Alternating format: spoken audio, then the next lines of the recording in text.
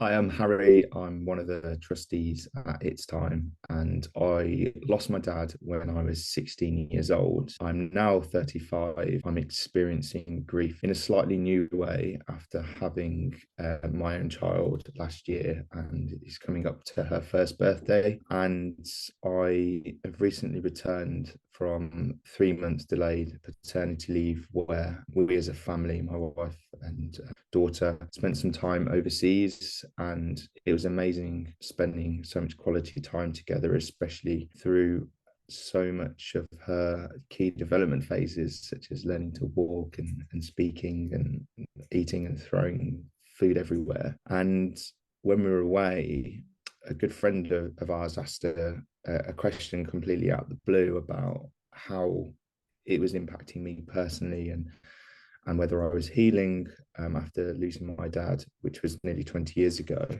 And it just allowed me to kind of stop and think about how I actually felt and what the process had been like since having my own daughter, with dealing with the grief of my dad. And I think the key things that jumped out to me as I started thinking about it was just resurface a lot. So the resurgence of that grief since having our daughter really came about. And whilst I do feel like I've grown with the grief, I do feel like it comes in waves.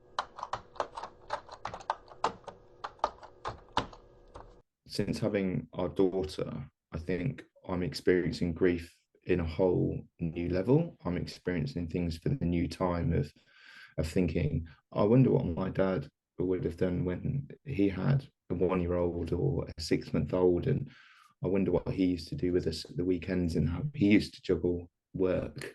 And since having our daughter, it has really made me think in a different level. And it does come in ways that I do struggle at moments to manage my grief, but with her, I tried to put so much energy into her, and I talk openly to my wife about it.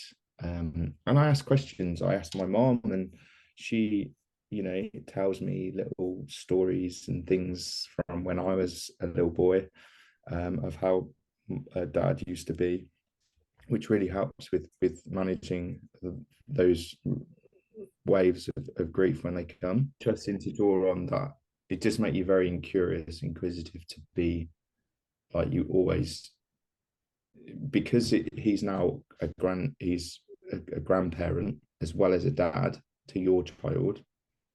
It also makes you think of grieving for not having your dad there, but then also grieving because of he's not a grandparent for your child is an extra layer of grief as well, which is again part of that whole kind of new ways of experiencing it and then having to process that yourself and then accept it. So in a way it gets a little bit more complicated. It is strange at times feeling those kind of emotions when something so joyous happens, such as having a baby. And I think that's what I tried to remind myself of, that you know I need to put a lot of it into her. And then as she gets older, I can then tell her about my dad and her grandpa. Yeah, bring it to life in that way. Again, I never really thought of it like that until it just came out. I'm grieving my dad, but I'm grieving my that she hasn't got a grandpa. And I and has it's weird. It's like you grieve something that you he's not there, right? So he's not there as a dad, but he's also not there as a granddad. But that's the new role he's inherited, which it's so like amazingly weird when you think about it. But he is still her granddad. It's just a whole different set of challenges, basically, that come about. That you know you think there's moments where you're like, oh, mom, I feel like I'm on top of this. I'm striving to do whatever, and then you just get whacked out of nowhere. And sometimes, even like 9 months to a year later, with having our daughter, something new just pops up, and it's it's it's learning how to kind of groove through those, which is just it's just a whole different set of challenges. you don't have much time to process it. You've kind of got to either be like, right, okay, and crack on, or you kind of have to just lingers for a long time, and then you keep dipping in and out of it. So it's just, yeah, it really, it pulls on the key things that you put into play to help you through these processes, such as talking to people or documenting how you feel, which is kind of what I'm doing now.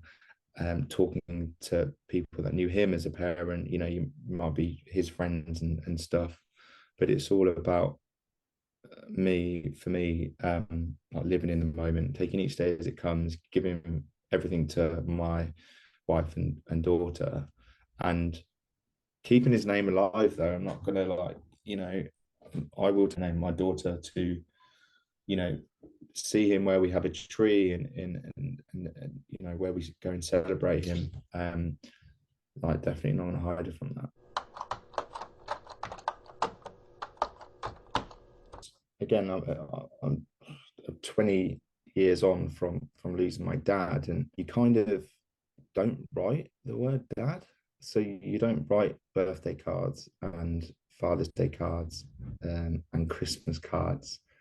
And then when you write it, it's sometimes whether it's, like when I've done fundraising, you might say, oh, my dad, in Texas and stuff. And it's always in thought of my dad. And a massive like moment for me in the process of having a baby was we were filling out the guess the name, weight, sex, hair color or eye color or something of our baby before she was born, and me and my wife did it, and we wrote mom and dad on the bottom, and that's the first time I just broke down in tears because it just hit me. I was like, wow, like I've never really wrote dad in that way before.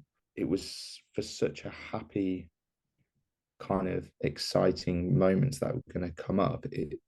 I felt a bit of a sigh of relief in a way that the sometimes the when you write it you just feel an automatic sadness, and then in this way it was just kind of like, oh wow, this I'm writing this for me now. And yeah, so it's just really interesting. It hit me and it made me kind of think, quite deeply about it, but then turn it to think it's for our own bundle of joy that was soon upon us. It was really nice, but it was a really key moment, for us to really kind of rip the band-aid off again and say how we were feeling and why but yeah, there were lots of tears at that point.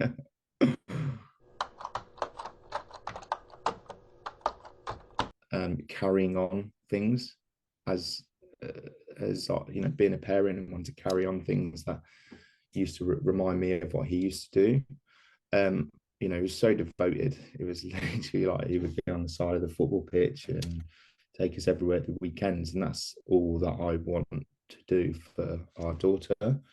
Um, but yeah, it just makes me think like, oh, when I was, little, how, what was he like? Was he fun? Was he, a joker? And it just makes you think and ask new questions. And obviously, I spoke to my mum about quite a lot of them, and it's just nice to learn more, because when you're in the early stages, like in the trenches of just losing him, that you don't ever have.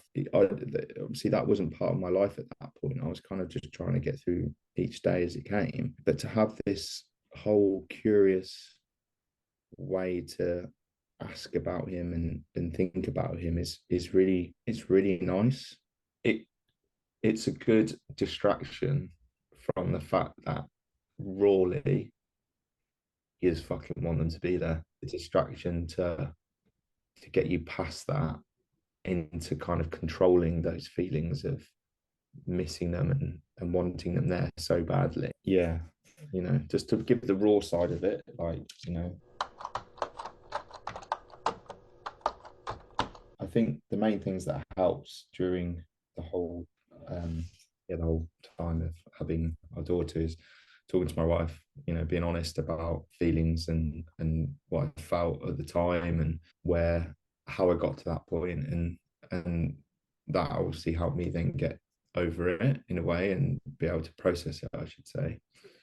Um, being inquisitive and asking questions of like my mom, and talking about happy memories of how he used to look after us, etc., is something that's helped. It's like, so I've just kind of and been unfiltered to a degree and asked. We actually did some journaling when we were away, so we wrote a little short bite-sized diary every day we were away for the 3 months, which kind of really helped because there were moments where I was like, I feel like shit, and I felt triggered because of this, and it was really nice to just document it down. And I think, yeah, it's just talking about it like this conversation has made me think of it even more deeply into two or three different perspectives, and especially the grieving for him not being a grandparent. Um, is just being a way to again just be able to kind of get it off my chest. It doesn't mean it's going to be gone, but it kind of, you feel a little bit lighter on the conversation.